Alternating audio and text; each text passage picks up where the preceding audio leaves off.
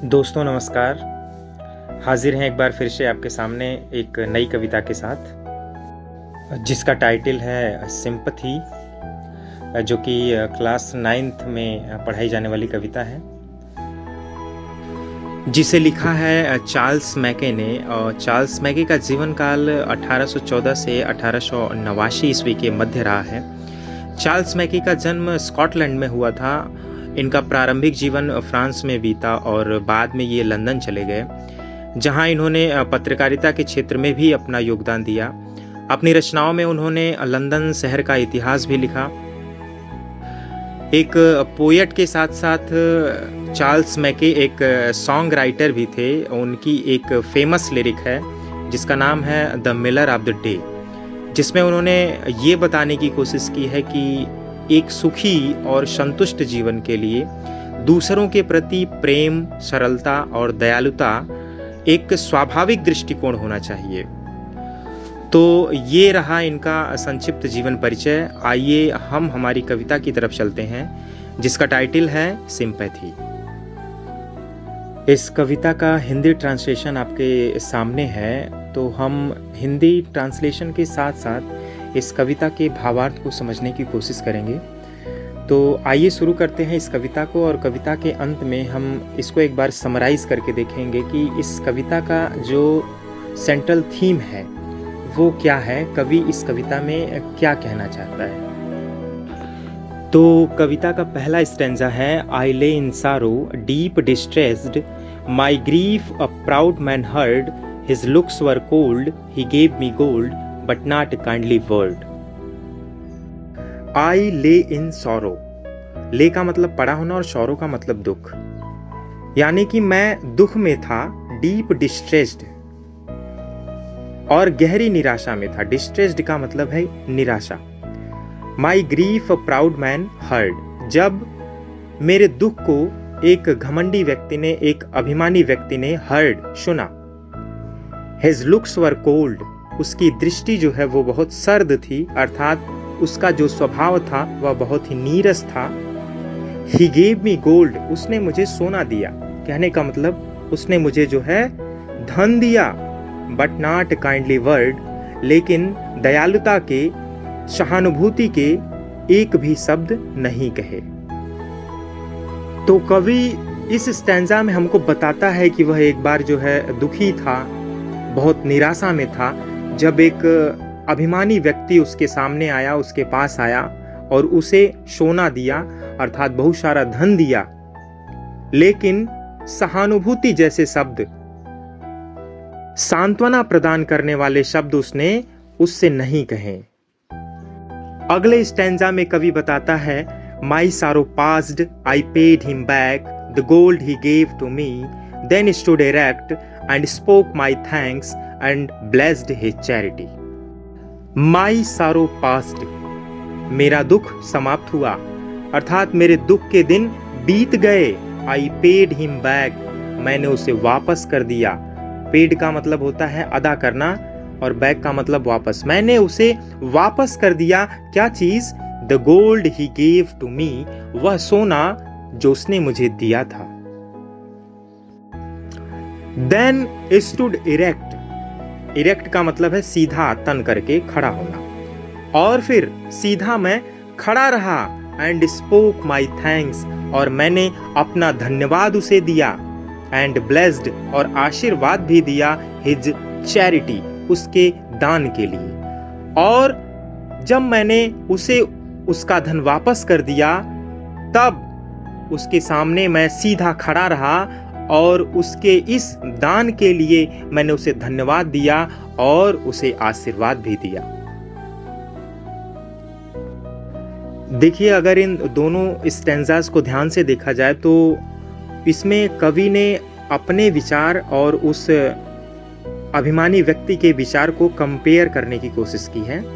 क्योंकि पहले स्टैंजा में वो बताता है कि जब वह दुखी था, जब वह निराश था, तब एक अभिमानी व्यक्ति उसके पास आया, उसने उसे बहुत सारा धन दिया, लेकिन सहानुभूति जैसे कोई शब्द उसने नहीं कहे। वहीं दूसरी तरफ जब कवि ठीक हो गया, उसके दुख का अंत हुआ, तब वह उसके पैसे को वापस देने गया और सिर्फ उसके धन को वापस ही नहीं किया बल्कि उसे उसकी दयालुता के लिए धन्यवाद दिया और उसके दान के लिए उसे आशीर्वाद भी दिया। तो इससे हमें यह पता चलता है कि कवि के विचारों में और उस अभिमानी व्यक्ति के विचारों में क्या डिफरेंस है। अगला स्टैंजा है, I lay in want and grief and pain, a poor man passed my way, he bound my head, he gave me bread, he watched me night and day. I lay in want, want का मतलब है जरूरत, and grief और दुख में, and pen और दर्द में। A poor man passed my way, एक गरीब आदमी, पास्ड गुजरा, माई वे मेरे रास्ते से होकर के। अर्थात कवि ये बताता है कि मैं एक बार फिर से जरूरत में था, दुख में था और दर्द में था, जब एक गरीब व्यक्ति मेरी तरफ से होकर के, मेरे रास्ते से होकर के गुजरा। ही बाउंड माई हेड, बाउंड का मतलब है बांधना या दबाना, तो वो कह रहा है कि ही बाउंड, उसने बांधा, दबाया, माई हेड, मेरे सर को, उसने मेरे सिर को दबाया। ही गेव मी ब्रेड, और उसने मुझे रोटी दी, अर्थात खाने के लिए उसने मुझे रोटी भी दी। ही वॉच्ड मी, उसने मेरी निगरानी की, देख रेख की।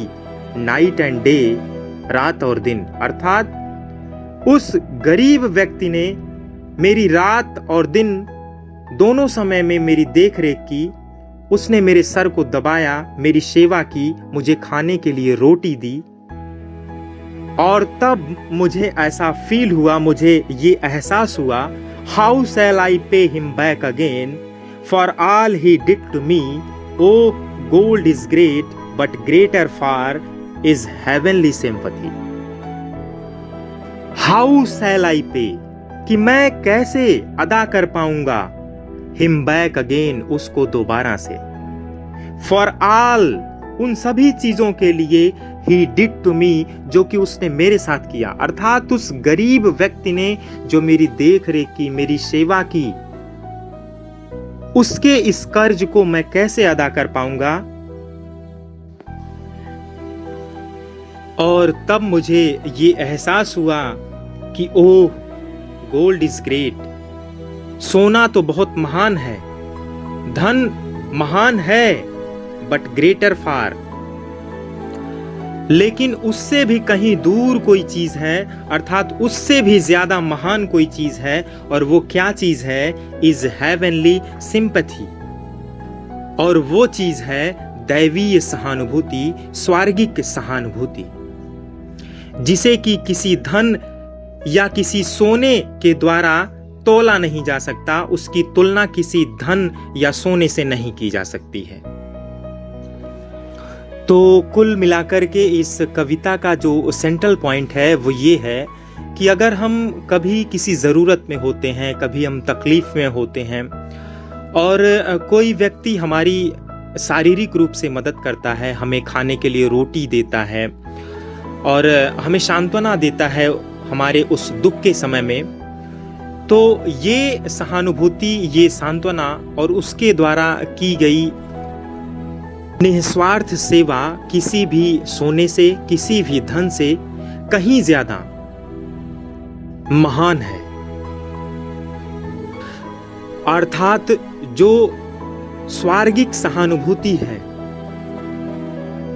जो निस्वार्थ सहयोग की भावना है, वो किसी भी सोने से, किसी भी धन से कहीं ज्यादा महान है। तो दोस्तों, यही था इस कविता का भावार्थ। उम्मीद है कि आपको ये कविता समझ में आई होगी। अगर हमारा वीडियो पसंद आया हो तो हमारे चैनल को लाइक करें, सब्सक्राइब करें और ज़्यादा से ज़्यादा इसे शेयर करें ताकि बाकी के स्टूडेंट्स को भी इस वीडियो का लाभ मिल सके। तो मिलते हैं अगले टॉपिक में एक नई कविता के साथ, एक नए विचार के साथ। तब तक के लिए नमस्कार।